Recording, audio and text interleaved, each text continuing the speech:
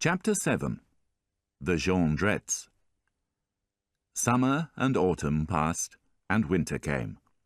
But Marius saw no sign of Monsieur Leblanc or Ursula. He searched everywhere for them, but without success. He became like a homeless dog, wandering the streets in a mood of dark despair. Without Ursula, his life had become meaningless. Work disgusted him. Walking tired him. Solitude bored him.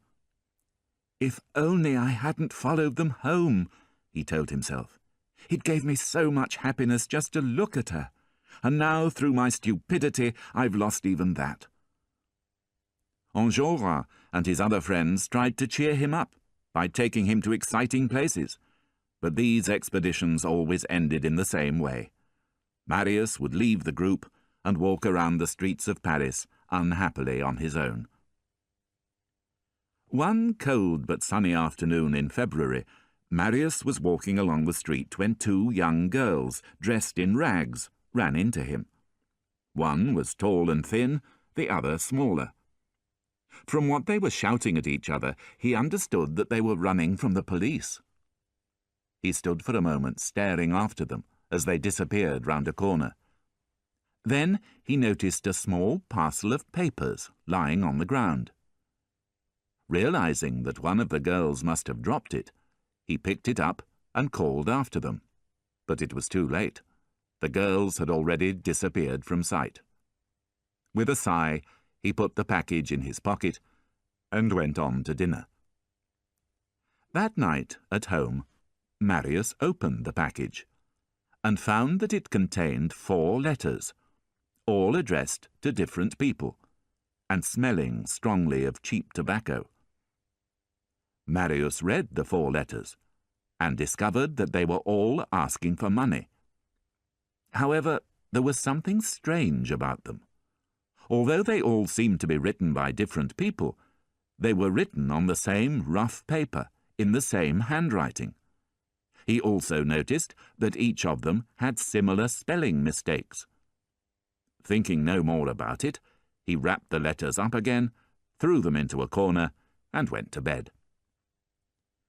The next morning, while he was working, there was a gentle knock on his door. "Come in," Marius said, expecting it to be the concierge, Madame Bougon. But the voice that answered, saying, "I beg your pardon, monsieur," was not that of Madame Bougon. It was more like the voice of a sick old man.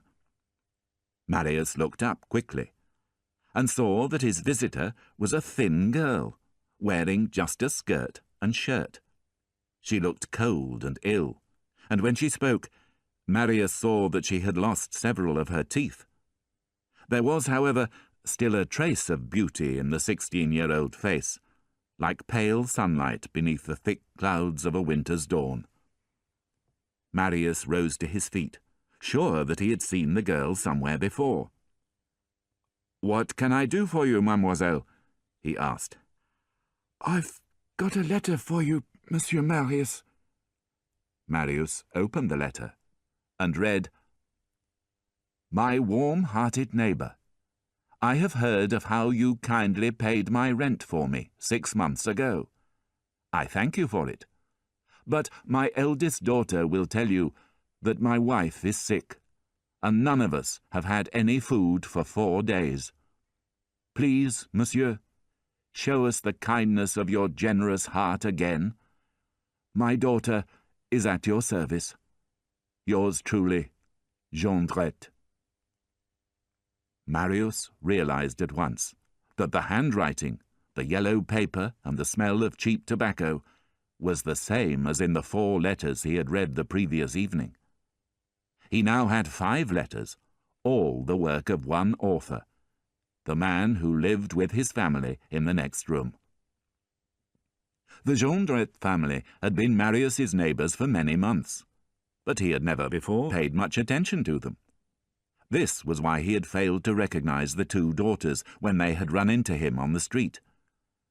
But now he understood that Jondrette's business was writing dishonest letters, asking for money from people he imagined were wealthier than himself. Marius looked up from the letter and watched the girl moving fearlessly around his room, studying the furniture and the mirror on the wall. Her eyes lit up when she noticed the books on his writing desk. "Books," she said, and then added with pride, "I know how to read and write. Look, I'll show you." Picking up a pen that lay on the table, she wrote on a piece of paper, "Be careful. The police are coming." She showed Marius her work, and then, changing the subject quickly for no reason at all, she gazed into his eyes and said shyly, "Do you know, Monsieur Marius, that you're a very handsome boy?" Approaching him, she rested a cold red hand on his shoulder and said, "You never notice me, Monsieur Marius, but I know you. I see you on the stairs, and I see you walking around the streets looking so sad and alone." Marius's cheeks went red. He moved away from the girl's touch and said, "I think, mademoiselle, that I have something belonging to you." He handed her the parcel of letters.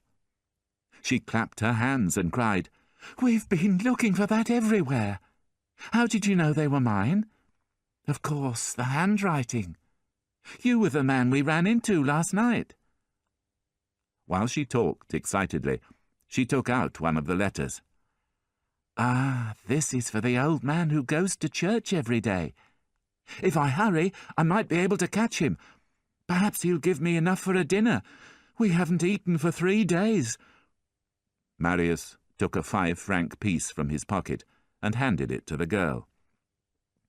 "The sun's come out at last," she cried, eagerly accepting the coin. "That's enough food for 2 days. You're a real gentleman, monsieur." With those words, she gave a little laugh and wave, grabbed some dry bread from the table, and disappeared out of the door. Marius had lived for 5 years without much money, but he had never been really poor. Now, after his conversation with the girl from the next room, he understood what real poverty was. Only a thin wall separated him from the family of lost souls in the room next door. He had heard them and seen them, but had paid them no attention, and he suddenly felt guilty. If they had had another neighbour, he thought, one who had noticed their suffering, perhaps they could have been rescued by now. As Marius was thinking about the sad life of the family in the next room, he stared dreamily at the wall that separated them.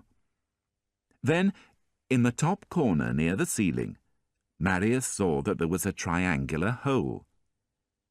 "Let's see what these people are really like," Marius thought. "Then I'll be in a better position to help them." He stood on a cupboard, put his eye to the hole, and looked through it into his neighbour's room. The Jondrette's room was dirty and evil-smelling, unlike Marius's bare but clean room. Its only furniture was a chair, an old table, some cracked dishes, and 2 dirty beds, one on each side of a fireplace. A man with a long grey beard was sitting at the table, writing a letter and smoking a pipe. A large woman with greying hair, once red, was sitting by the fire, while a thin, pale-faced child sat on one of the beds. Marius, depressed at what he saw, was going to get down from the cupboard when the door of the Jondrette's room opened, and the elder girl came in. Slamming the door shut behind her, she cried victoriously, "He's coming!" "Who's coming?" Her father looked up. "The old man who goes to church. He's following me. I saw him with his daughter in the church and gave him the letter. He said he would follow me here. I ran ahead to tell you he'll be here in 2 minutes." "You're a good girl," the man said, rising quickly to his feet. Then turning to his wife, he said, "Quickly, put out the fire." While she poured water on the flames, the man broke the chair with his foot and told his younger daughter to break a window. She put her fist through the glass and ran to her bed, crying because her arm was covered in blood. "Excellent," her father smiled, tearing a piece off his shirt and using it as a bandage. "Now we're ready for the kind gentleman. When he sees how miserable we are, he'll give us a lot of money, you'll see." Moments later, there was a gentle knock on the door. Jondrette rushed to open it, bowing almost to the ground as he did so. "Please come in, my dear sir, please enter with your charming young lady." An elderly man and a young girl appeared in the doorway, and Marius, still looking through the hole in the wall, could not believe his eyes. It was she. She. Everyone who has ever loved will feel the force of that small word. In the bright mist that clouded his vision, Marius could hardly see the features of the sweet face that had lit his life for 6 months and had then disappeared, filling his life with darkness. And now the vision had reappeared. When Marius had recovered some of his senses, he saw that she seemed a little paler than before. Her companion, as usual, was Monsieur Leblanc. As she entered the room, she put a large parcel on the table. "Monsieur, you will find some woolen stockings and blankets in the parcel," Monsieur Leblanc told Jondrette. "You are extremely generous, monsieur," Jondrette said again, bowing to the ground. "But, as you can see, we are unfortunate in many ways. We are without food, monsieur, and without heating, no warmth for my unhappy children. Our only chair is broken, a broken window in this weather. My wife ill in bed, and our younger daughter injured." "Oh, the poor child," Ursula said, seeing the girl's bleeding wrist. "She had an accident in the machine shop where she works for 6 sous an hour," Jondrette explained. "They may have to cut off her arm." The daughter, taking her father's words seriously, began to scream with fear. While Monsieur Leblanc and Ursula tried to comfort her, Jondrette approached his wife and said in a whisper, "Take a good look at that man." He then returned to Monsieur Leblanc and told him about his debts. "I owe 60 francs in rent," he said. Monsieur Leblanc took a coin out of his pocket and put it on the table. 5 francs is all I have with me," he said, "but I'll take my daughter home and come back this evening with more money for you." Jondrette accompanied Monsieur Leblanc and Ursula out of the door, and after a few minutes' indecision, Marius jumped down from the cupboard and ran out into the street. But he was too late. Their carriage had already gone. Miserably, he turned back to the house. He went into his room, pushing the door behind him. But the door would not shut. Turning, Marius saw that a hand was holding it open. "What is it?" he demanded.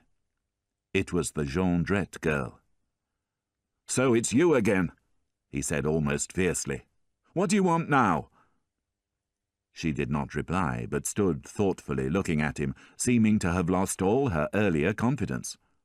She had not entered the room, but was still standing in the half-light of the corridor. "What do you want?" Marius repeated angrily.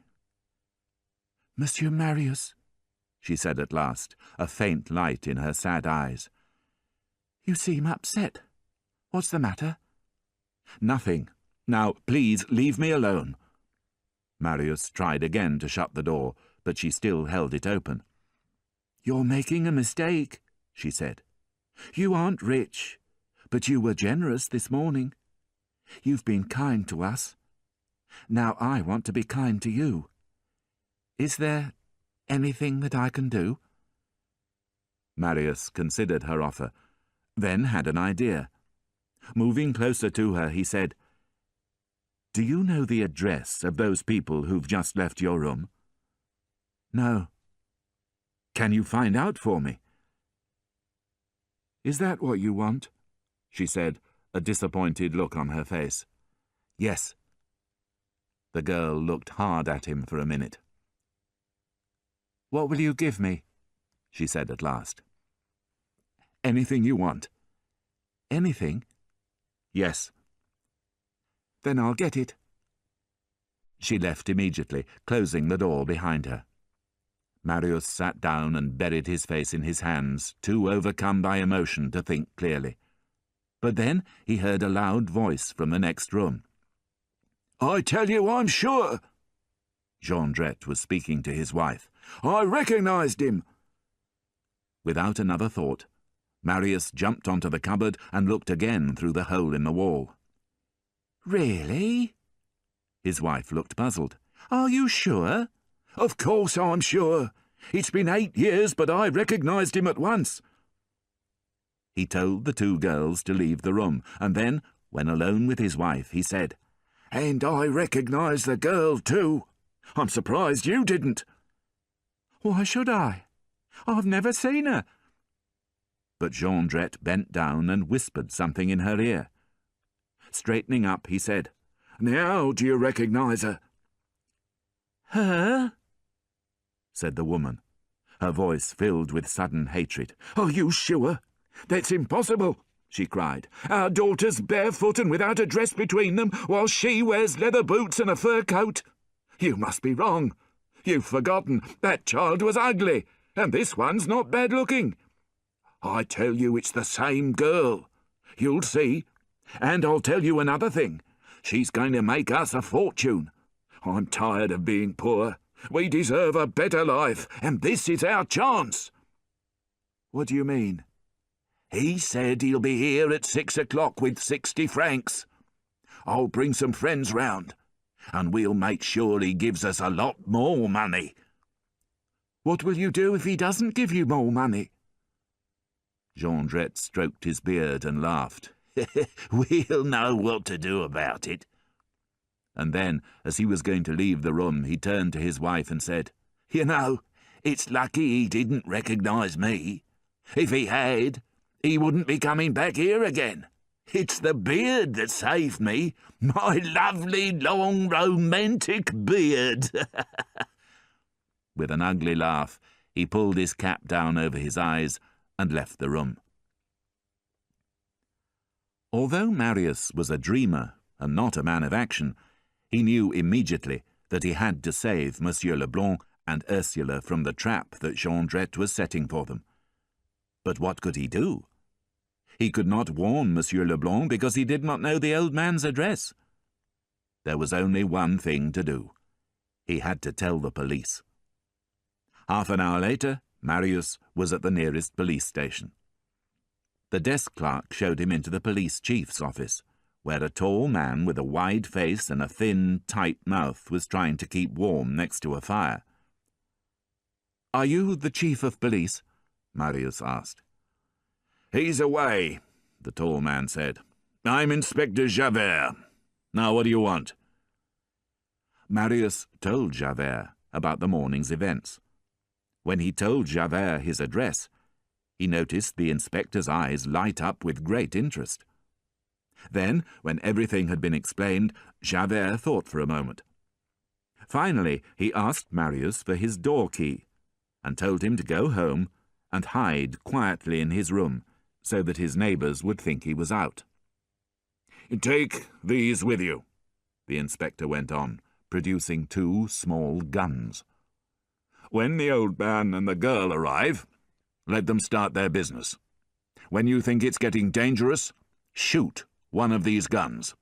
After that, I'll take charge." Back in his room, Marius sat down nervously on his bed. It was nearly 6 o'clock. Outside, it had stopped snowing, and a full moon was growing steadily brighter above the mist. Suddenly he heard voices. Taking off his boots, he quietly climbed onto the cupboard and looked through the hole in the wall. A fire burned in the corner of the room, filling it with blood-red light. Jondrette, who had just come in, was shaking snow from his shoes. "Everything's arranged," he said. "Has the concierge gone out?" "Yes," his wife said. "And you're sure he's not in next door?" "Positive." "Good." Then he turned to his daughters. "Now, you two must go and keep guard in the street. One by the gate, one at the street corner. A fine job, the elder girl called back. Keeping guard barefoot in the snow. Tomorrow you'll have fur boots, her father called out after her. A few minutes later, there was nobody in the building except for Marius and the Jondrettes. Marius watched as Jondrette put a metal bar in the fire and inspected a rope ladder on the table. Next, he opened a drawer, took out a long knife, and tested its blade with his finger. Suddenly, at exactly 6 o'clock, the door into the Jondrettes' room opened. "Welcome, monsieur," Jondrette said, rising to his feet. Monsieur Leblanc appeared, and put 4 coins on the table. "That is for your rent and food, monsieur," he said. "Now, we must discuss what else is needed." Jondrette quietly told his wife to dismiss the carriage, and when she had left the room, turned back to his visitor. "How is the wounded child?" Monsieur Leblanc asked him. "Not well," Jondrette smiled sadly. "She's in great pain. Her sister has taken her to hospital, but they'll be back soon." The conversation continued politely in this way for several minutes. Monsieur Leblanc asked Jondrette about his circumstances, and Jondrette smiled sadly as he invented lie after lie. Finally, Jondrette picked up a large picture that was leaning against the wall and showed it to Monsieur Leblanc. "What's that?" Monsieur Leblanc said, looking at the badly drawn picture of a soldier in uniform. "It's a work of art," Jondrette informed him. "I love this picture as much as I love my 2 daughters, but unfortunately I have to sell it. What do you think it's worth?" "It's just an old inn sign. It's worth about 3 francs. "I'll accept 1,000. Jondrette softly replied. Monsieur Leblanc rose, and standing with his back to the wall, looked quickly round the room. Jondrette was on his left. His wife was standing on his right near the door. Jondrette put the picture down and stepped quietly towards the old man. "You don't recognize me, do you?" he said in a loud, clear voice. At this signal, which he had prearranged with his friends, 3 men, armed with metal poles, rushed into the room. Monsieur Leblanc grew pale and gripped the back of the broken chair with his huge hands. Marius, meanwhile, raised his right hand with the gun, ready to fire the warning shot. "The carriage is ready?" Jondrette asked the 3 men. "Yes, with 2 good horses," one of them replied. "Excellent." He turned to Monsieur Leblanc and repeated his earlier question. "You still don't recognize me, do you?" "No." "My name isn't Jondrette. It's Thénardier. Now do you recognize me?" Monsieur Leblanc trembled slightly, but still shook his head. Marius, however, who had been going to fire the gun as a signal for the police to arrive, shook so much that he almost fell off the cupboard. "Thénardier," he thought. "That's the name of the man who saved my father's life at the Battle of Waterloo. The man I've promised to help." If he fired the warning shot, Monsieur Leblanc would be saved and Thénardier would be destroyed. But he would also have broken his promise to his father. He felt his knees grow weak. What should he do? Thénardier walked up and down in front of Monsieur Leblanc. "Do you remember the little inn in Montfermeil 8 years ago? You took away our Cosette, do you remember? Wearing that old yellow coat, pretending you were a tramp. Well, now you're going to learn that you can't make things right by just bringing a few hospital blankets. You're the cause of all my troubles. For 1,500 francs, you took away a girl who was bringing me lots of money." "I don't know what you're talking about," Monsieur Leblanc said. "I don't know who you are, but I know what you are. You're a dirty criminal." "A criminal?" Thénardier said, suddenly angry. "That's what you rich people call people like me, isn't it? just because I failed in business. I was a war hero, you know. I saved an officer's life at Waterloo, and you call me a criminal? Well, I'm going to teach you a lesson." He began to move towards Monsieur Leblanc, but the old man was too quick for him. With surprising speed, he pushed the table and chair to one side and ran to the window. He managed to open it, but before he could jump, the three men jumped on him and held him to the floor. This was too much for Marius. "Forgive me, father," he murmured, preparing to fire the gun. But suddenly Thénardier cried, "Don't hurt him!" After a long fight, Monsieur Leblanc was tied up and taken to the bed. "No wallet?" Thénardier cried, having searched his pockets. "Never mind." He sat on the bed next to the helpless but brave old man and said, "Let's discuss things quietly. All I'm asking for is 200,000 francs. I realise that you don't have the money with you now, but I want you to write a letter. I'll tell you what to say." He untied Monsieur Leblanc's right hand and, producing a pen and paper, began, "My dearest daughter, you must come at once. I need you urgently. The person who gives you this note will bring you to me. I shall be waiting."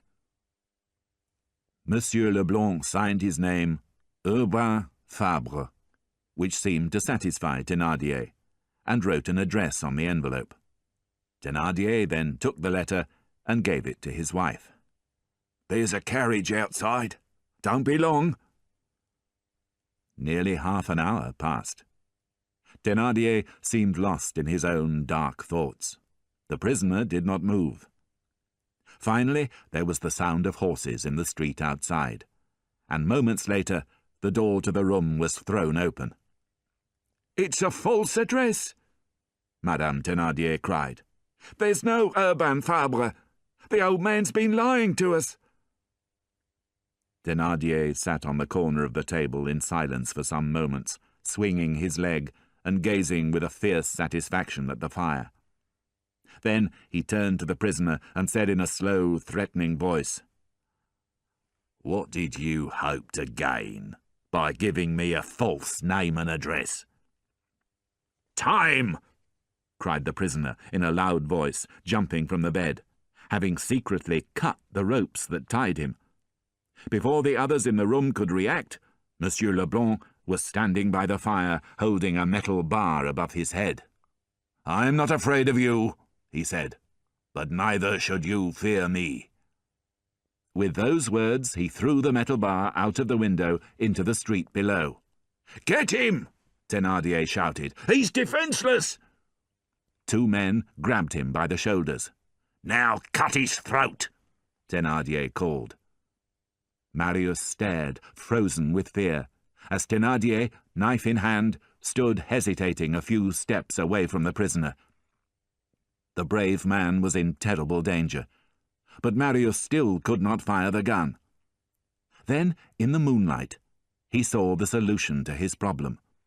On top of the cupboard by his feet, he noticed the piece of paper that the elder daughter had written on. "Be careful, the police are coming." He immediately saw what he had to do. He took a piece of brick from the wall, wrapped the piece of paper around it, and threw it through the hole into the middle of Thénardier's room. He was just in time. Thénardier was advancing towards his prisoner, knife in hand, when his wife cried, "Something fell!" She picked up the piece of paper and handed it to her husband, who read it quickly. "It's Éponine's handwriting," he cried a moment later. "Quick! Get the ladder! The police are coming and we've got to go!" They threw the rope ladder from the open window, but before they could escape, the door opened and Inspector Javert walked in. "Relax," he smiled. "You can't escape through the window. There are 5 of you and 15 of us. You have no chance. Why not come quietly?" The men put down their weapons and surrendered without a fight. When everybody had been arrested and taken from the room, Javert noticed the prisoner, who was standing, head bowed, by the window. He turned to speak to another policeman, but when he looked back, he saw that the prisoner had gone. Javert rushed to the open window and looked down. The rope ladder was swinging gently above the empty street. "He must have been the cleverest of them all," Javert murmured angrily to himself. Chapter 8. Marius and Cosette. Not wishing to give evidence against Thénardier in court, Marius made immediate arrangements to leave his room. Early the following morning, he paid the concierge his final rent and went to live with his friend Enjolras. Inspector Javert looked for Marius everywhere, but without success. 2 months later, Marius was deeply unhappy. He sent money every Monday to Thénardier, who was in prison, which meant that he had even less money for himself. But the main reason for his unhappiness was that he was forced to live his life with no hope of seeing Ursula. One afternoon he was sitting in a field looking down at a small river, when his dreams of Ursula were suddenly broken by the sound of a familiar voice. He looked up and recognized Éponine, Thénardier's elder daughter. Still wearing the same rags, with the same bold look in her eyes and the same rough voice, she had somehow become more beautiful. She stared at Marius with a look of pleasure on her pale face, and for some moments seemed unable to speak. "So, at last I've found you," she finally said. "I've been looking for you everywhere. You aren't living in the same room any more?" "No," said Marius. "Well, I can understand that. It's not nice, that sort of thing. But why are you wearing that dirty old hat?"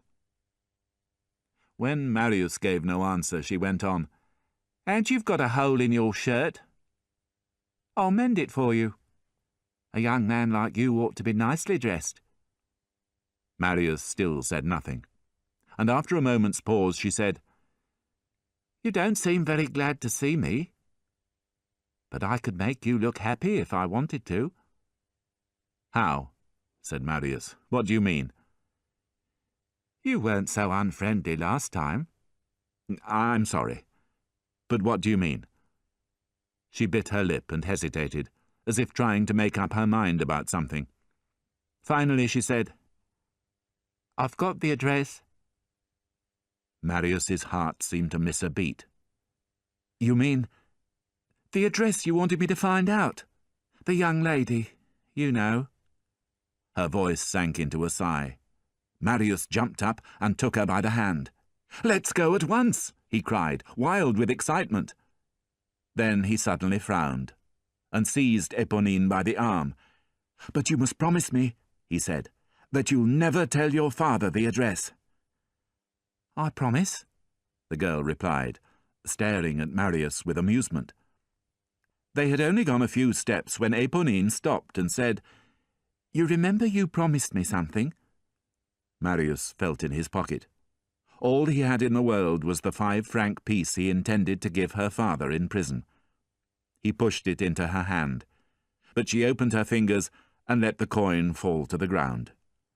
She looked at him with a mixture of disappointment and sadness in her eyes.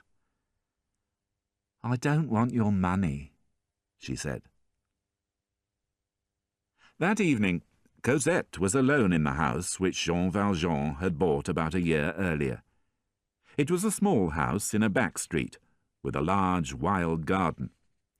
Valjean had gone away on business for a couple of days, and Cosette was in the downstairs sitting-room, playing the piano. Suddenly she thought she heard the sound of footsteps in the garden. She listened at the window for a minute, then ran up to her bedroom, opened the window, and looked out. The moonlit garden and the street beyond it were completely empty. Cosette, not a nervous girl by nature, smiled to herself and thought no more about it. The next evening, as she was walking in the garden, she was sure that she heard someone moving in the trees. Again, when she looked round, she saw nothing. When Jean Valjean returned from his business the following day, Cosette told him about the noises in the garden. He told her not to worry, but she noticed an anxious look in his eyes. He spent the next 2 nights walking around the garden, checking the gate, listening for noises. But nothing unusual happened. Then, one morning a few days later, Cosette noticed a large stone lying on the garden bench. Nervously, she picked it up and discovered an envelope underneath it. Inside, there was a small notebook filled with love poems. Cosette sat down and began to read, enjoying the music of the language and the beauty of the handwriting. She had never read anything like this before, and it affected her deeply. Her heart on fire, she took the notebook upstairs to her bedroom and read every word again. She remembered the handsome young man she had seen so often in the Luxembourg Gardens. As she read the notebook, she knew in her heart that he was the author of these beautiful romantic words. Finally, she kissed the book, held it to her heart, and waited for the evening, when she knew that something special was going to occur. That evening, Jean Valjean went out.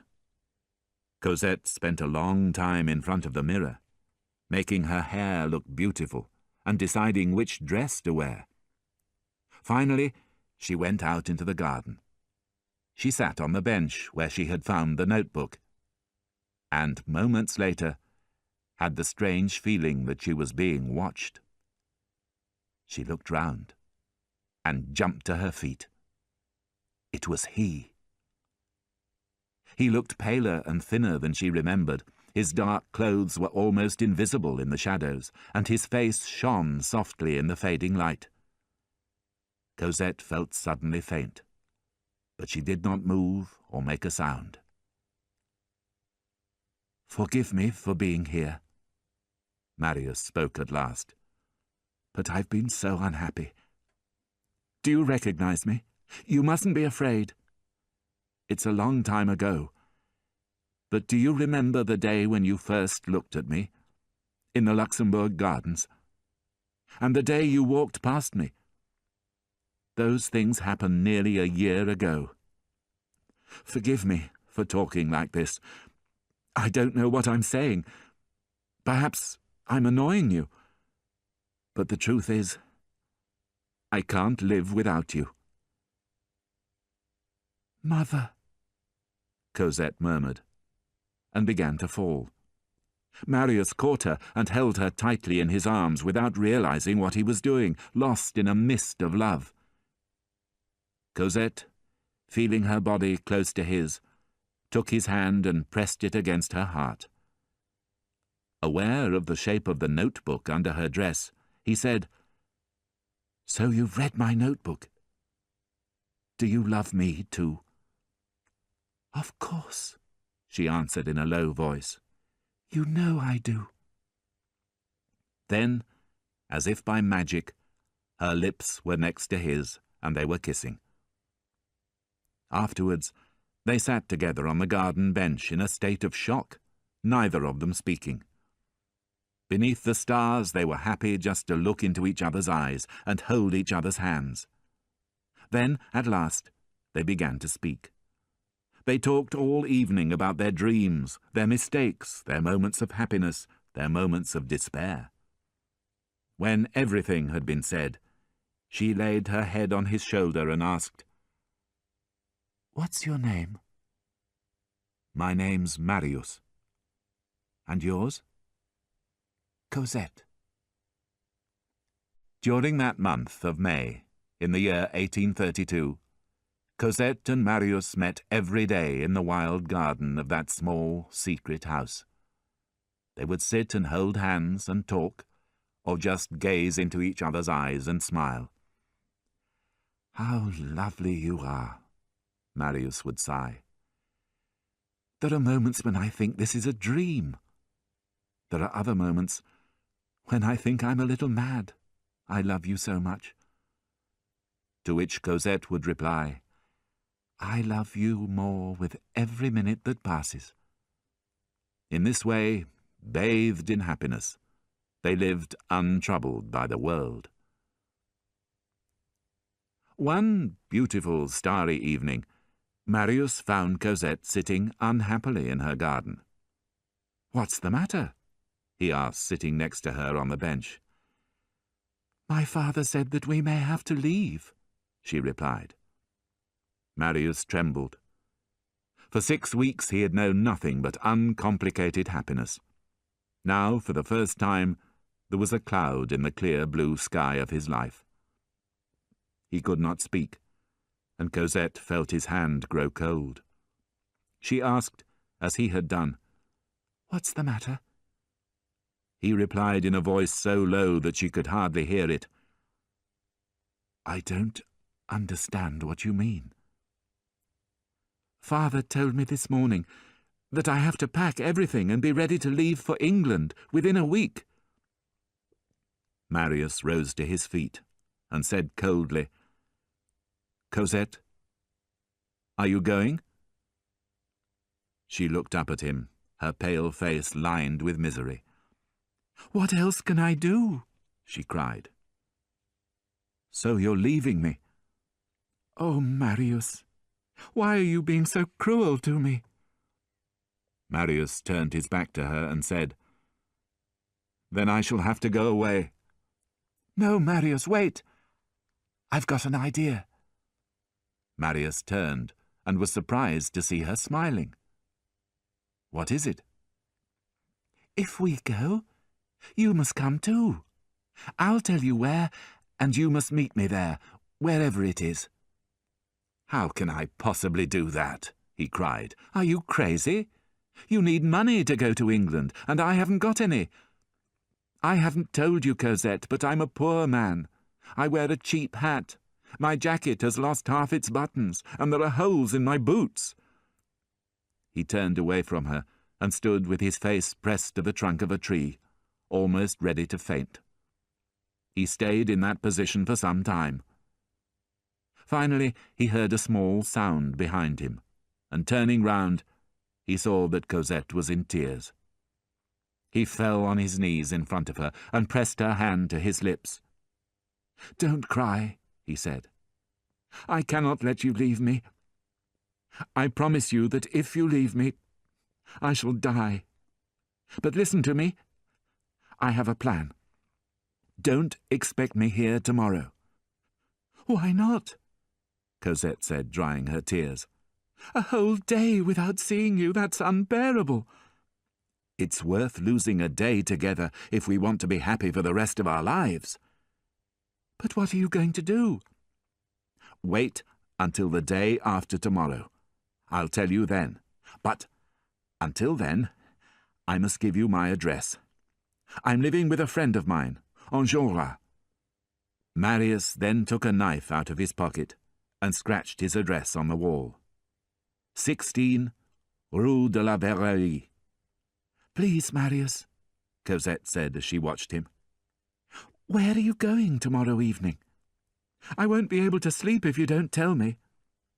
"I'm going to try something." "Well, I'll pray for you to succeed, and I'll never stop thinking about you. I'll ask no more questions, but you must promise to be here early the day after tomorrow, not later than 9 o'clock. "I promise," Marius said. Chapter 9.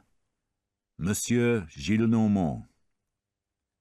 Monsieur Gillenormand, Marius's grandfather, was now 90 years old. He was unhappy about many things, about losing his teeth, about the political situation, but, most of all, about the fact that he had not seen his grandson for 4 years, since their big quarrel. Although he was too proud to admit he was wrong, and although he was angry, Monsieur Gillenormand hoped that Marius, whom he still loved, would return one day.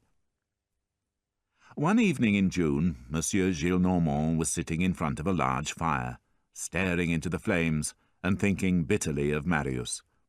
He was feeling depressed, because he realized that he would probably never see his grandson again.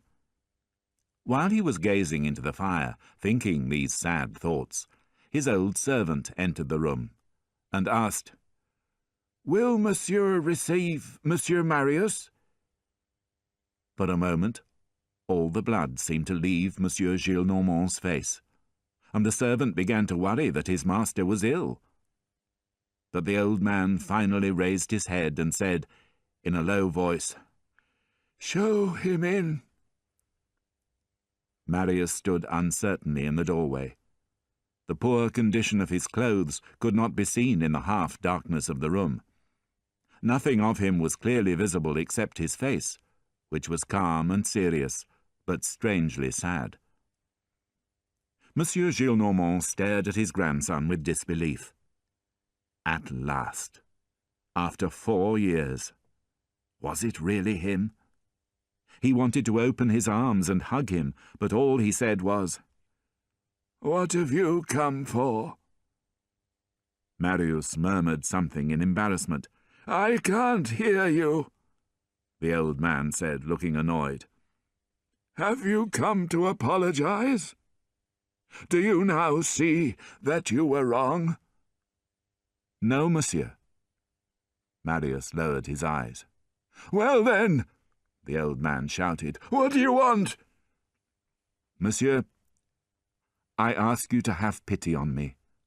I know I'm not welcome here, but I have come to ask for only one thing. Then I'll go away at once." "You're a young fool," the old man said. "Who said you had to go away? You left me, your grandfather, to join in those street protests against the government, I suppose. You're probably in trouble with the police, or you're in debt, and you've run back to me for help." "Monsieur, it's none of those things." "Well, what is it exactly that you want?" "I have come to ask your permission to get married." The old man paused for a moment before saying, "So you want to get married at the age of 21? I suppose you've got some sort of career now. Perhaps you've made a fortune. What do you earn as a lawyer?" "Nothing." "Well then, I imagine the lucky girl must have money." "She's no richer than I am." "What does her father do?" "I don't know." Monsieur Gillenormand turned away with disgust. "So that's it. 21 years old? No job, no money? Your wife will have to count the sous when she goes to the market, won't she?" "I beg you, monsieur," Marius cried. "I love her so much. Please allow me to marry her." The old man gave a high, unpleasant laugh. "So you said to yourself, 'I'll have to go and see him, that old fool. He'll be so happy to see me that he won't care who I marry. I haven't a pair of shoes, and she hasn't a shirt, but never mind. I'm going to throw away my youth, my career, my whole life, and dive into poverty with a woman around my neck.' That's what you think, isn't it? Well, my boy, you can do whatever you want, but I will never give you my permission. Never! Grandfather, never!" The tone of his grandfather's voice robbed Marius of all hope. He rose and crossed the room slowly with his head bowed. He had just reached the door, however, when Monsieur Gillenormand moved quickly towards him, pulled him back into the room, and pushed him into an armchair. "Tell me about it," he said to Marius, who stared back with silent amazement, unaware that the word grandfather was responsible for the change in the old man's behaviour. "Come on, tell me about your love affairs. Don't be afraid to talk. Don't forget I'm your grandfather. Here, he said, taking a purse from a drawer and putting it on the table. Here's some money for you. Buy yourself some new clothes. Marius told his grandfather all about Cosette and how much he loved her. Monsieur Gillenormand listened carefully, and when Marius had finished, he laughed. You must enjoy yourself when you're young, he said. But you must also be sensible. Don't get married yet. That's my advice. Have fun with the girl, but don't marry her. Make her your lover, but not your wife. Marius, too shocked to reply, shook his head and rose to his feet. He then turned slowly to the old man, bowed deeply, and said, 4 years ago, you insulted my father. Today, you have insulted my future wife. I shall ask no more favours of you, monsieur. Goodbye. Monsieur Gillenormand called for Marius to come back, but it was too late. The proud young man had closed the door and gone. Oh, my God! The old man cried, burying his face in his hands. What have I done? This time he'll never come back. Marius left his grandfather's house in a state of despair, and returning to his room, fell asleep, fully dressed on the bed. When he woke up, Enjolras was in the room with a few other friends. They all looked very nervous and excited about something. "What's the matter?" Marius asked sleepily. "Are you coming to the funeral of General Lamarque?" "Who's he?" Enjolras and his friends shook their heads with amazement at their friend's lack of awareness, and soon left the room. Marius opened a drawer and took out the 2 guns which Inspector Javert had lent him in February. Putting them in his jacket pocket, he went out and continued to wander aimlessly around the streets, noticing only occasionally the strange atmosphere of excitement that was growing in the town. People were running around, and there was a lot of noise, but Marius paid little attention. He could think of only one thing, his meeting later that evening with Cosette. This would be his last brief happiness. After that, there would be only darkness. At 9 o'clock that evening, Marius crept into the garden of Cosette's house. But she was not there, waiting for him as she had promised. Looking up, he saw that there were no lights on in the house, and that all the windows were closed. Unable to control himself, he beat his fists against the walls of the house. "Cosette!" he cried, not caring who heard him. "Where are you?" He called her name again and again, until, exhausted, he sat down on the stone steps. Now she was gone, he told himself. He had no future. There was nothing for him to do except die. Suddenly, he heard a voice calling through the trees from the street. "Monsieur Marius!" He looked up. "Who's that?" "Is that you, Monsieur Marius?" "Yes." "Your friends are waiting for you at the barricade, in the Rue de Chanvrerie." Marius ran to the gate, and was just in time to see the figure of Éponine, Thénardier's daughter, disappearing into the shadows at the end of the street. Chapter 10. The Barricade. In the spring of 1832, the people of Paris were ready for revolution. Charles X, who had become king in 1824, believed that he had total power over the French people. He was a strong supporter of the Catholic Church and the aristocracy, and he took away the freedoms that Napoleon had given the ordinary citizens. Although this made him very unpopular, he thought that his opponents would be too weak to prevent him from doing what he wanted. He was wrong. In 1830, there was a peaceful revolution, and he was forced to leave. The new king, Louis Philippe, was a brave and clever man who loved his country.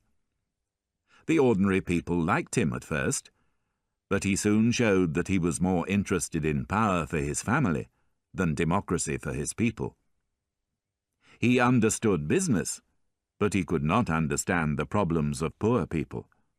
Neither could he understand the concept of freedom of speech, and he often sent soldiers into the streets to attack people who were making public protests.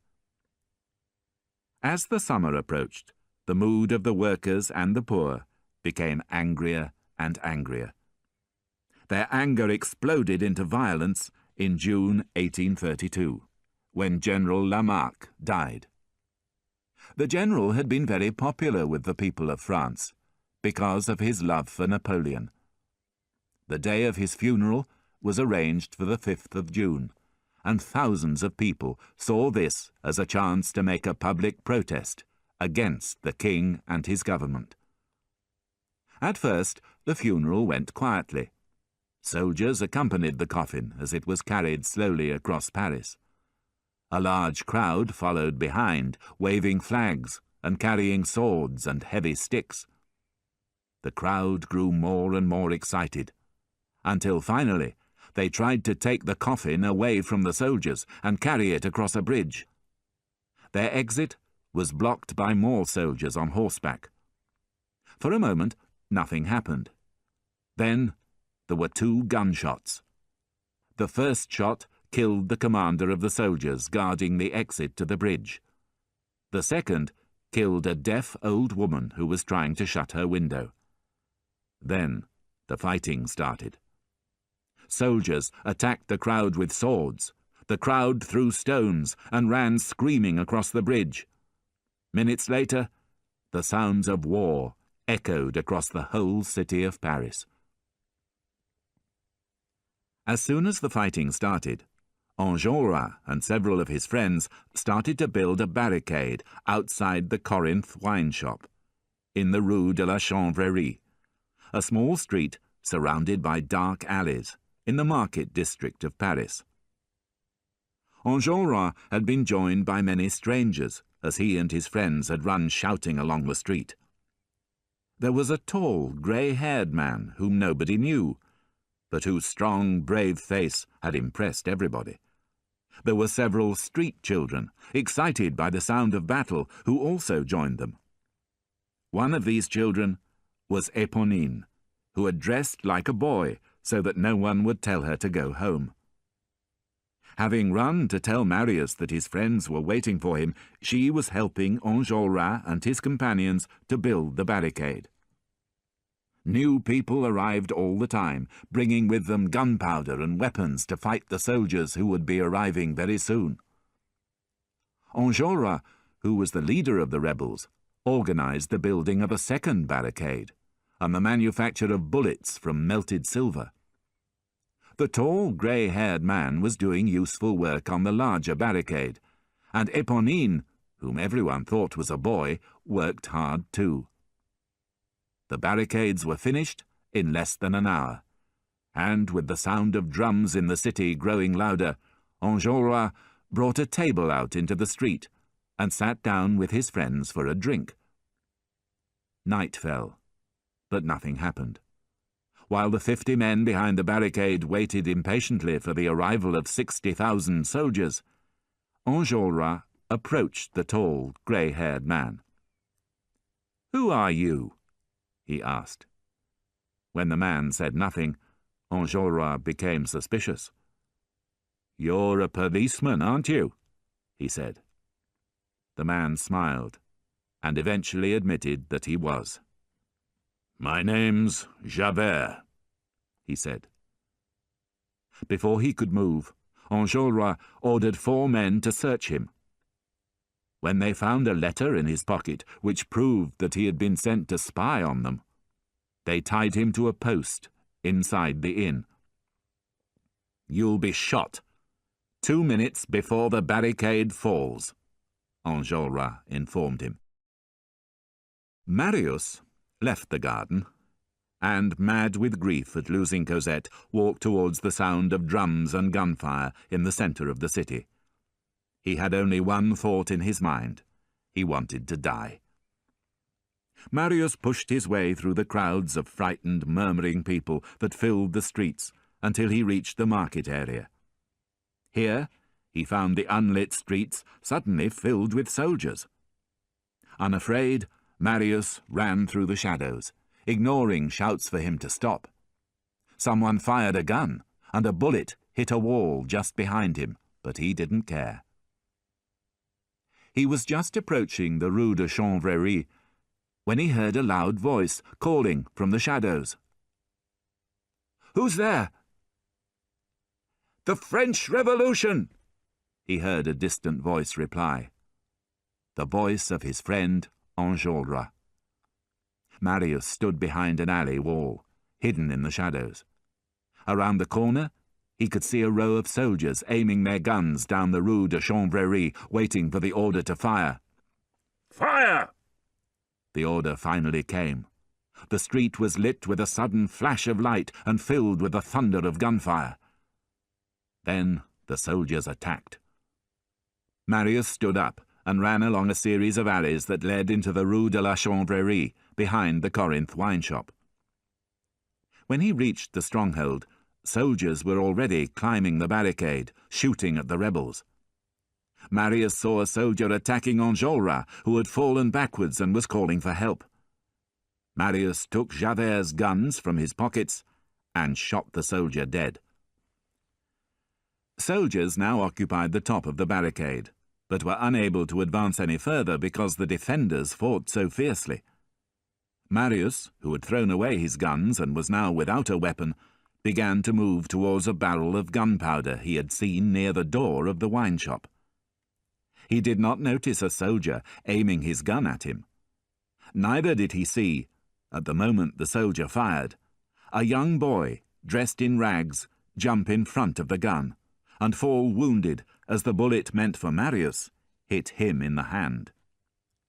"Put down your weapons and surrender!" a soldier called from the top of the barricade. "Fire!" Enjolras shouted. The soldiers and the rebels fired at each other at the same time, filling the air with thick clouds of dark smoke. When the smoke cleared, there were many dead bodies on both sides. The survivors were reloading their guns in silence, when suddenly a loud voice called, "Get out now, or I'll blow up the barricade!"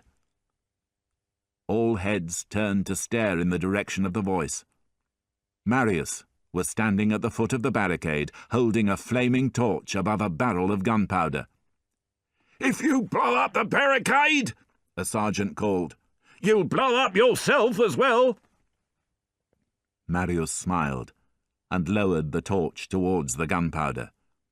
Within seconds, the soldiers had left the barricade, leaving their dead and wounded behind, and were running into the darkness at the far end of the street. Enjolras threw his arms around Marius's neck. "So you've come!" he cried. Marius hugged Enjolras and many other friends he recognized. While the soldiers waited at the far end of the street for further orders, and the rebels removed dead bodies from the barricade and took care of the wounded, Marius walked around the stronghold in a kind of dream. After 2 months of happiness with Cosette, he was now in the middle of a war. He could not believe this was happening to him. He was so confused that he did not recognize Javert, tied to a post inside the inn throughout the battle. As he was walking by the smaller barricade, his thoughts were interrupted by a weak voice calling his name from the shadows. "Monsieur Marius!" He looked about him, but seeing no one, he started to walk away, thinking that he was imagining things. "Monsieur Marius!" he heard the voice again. Marius gazed into the shadows, but could still see nothing. "I'm at your feet," the voice said. Looking down, Marius saw a dark shape crawling along the ground towards him. By the light of a lamp on the pavement, He could see a torn jacket, trousers with holes in them, and 2 bare feet. A white face was turned towards him, and the voice asked, "Do you recognize me? It's Eponine." Marius bent down quickly and saw that it was indeed that unhappy girl, dressed in a man's clothes. "What are you doing here?" he said. Then, noticing the pool of blood on the ground behind her, cried, "You're wounded! I'll carry you to the inn. They'll take care of you there. Is it very bad?" She showed him the bullet hole in her hand. "A soldier was going to shoot you," she said, her voice no more than a whisper. "But I put my hand in front of his gun." "You poor child," Marius said. "We'll put a bandage on that wound immediately. You'll be all right." "The bullet passed through my hand," Eponine murmured, "but it came out through my back. It's no use trying to move me. But I'll tell you how you can treat my wound better than any doctor. Sit down on that stone, close beside me." Marius sat next to her. She rested her head on his knee and said, without looking at him, "Oh, what happiness! Now I don't feel any pain." For a moment she was silent.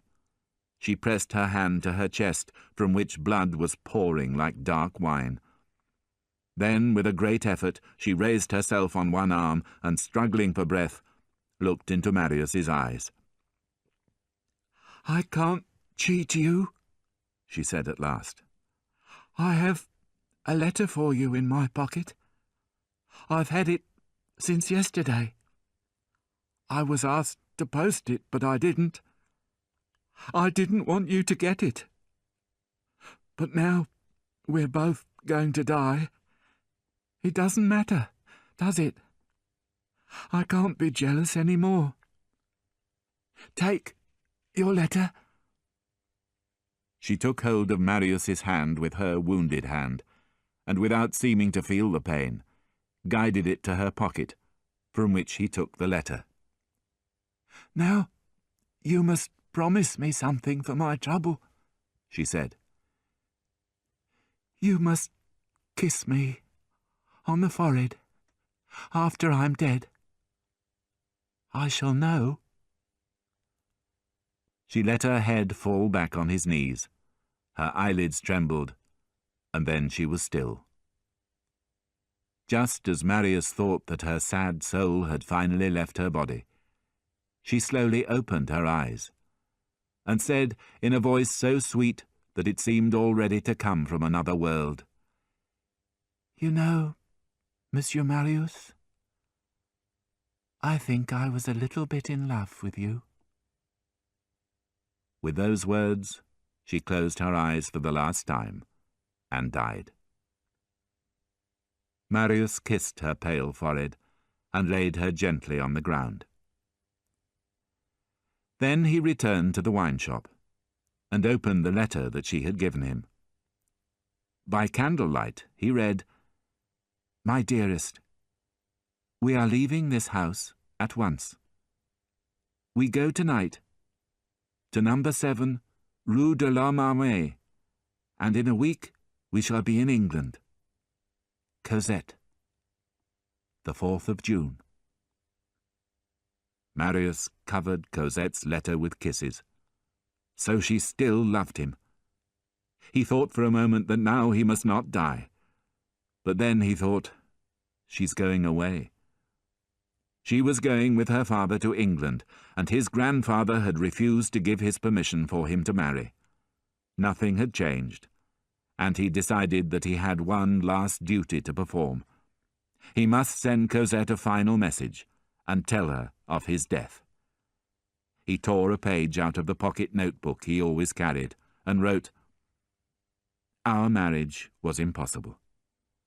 I went to my grandfather, and he refused to give his permission. I have no money, and neither have you. I hurried to see you, but you had gone. You remember the promise I made you. I shall keep it. I shall die. I love you. When you read this, my soul will be very near and smiling at you." He folded the letter, wrote Cosette's new address on the back, and called over a young boy. "What's your name?" he asked the boy. "Gavroche." "Well, Gavroche, will you do something for me? I want you to deliver this letter to the address written on the outside." The boy scratched his head, thought for a moment, and then, with a sudden movement, took the letter and ran off into the night. Chapter 11. The Letter. Jean Valjean, at that moment, was in a state of terrible shock. For the first time in their life together, he and Cosette had quarrelled. She had not wanted to leave the house, but she had eventually obeyed him. They had left quickly at nightfall, bringing their servant, Toussaint, with them, but very little luggage. Cosette had brought her letter case and blotter with her, Valjean his box of child's clothing, and the old National Guard uniform which all respectable men possessed, and which he had worn under a previous identity. In their new house they went to bed in silence. Cosette, however, did not leave her bedroom the next day, and Jean Valjean had dinner alone. As he was eating, Toussaint told him about the fighting in the city, but he did not pay much attention. He was too worried about Cosette. There was no reason, he thought, why they should not continue to live happily together in England. As long as he had Cosette, he would be happy, and it did not matter where they lived. He began to feel happier as he thought about the journey they would soon be making. He stood up and was going to leave the room, when something made him stop.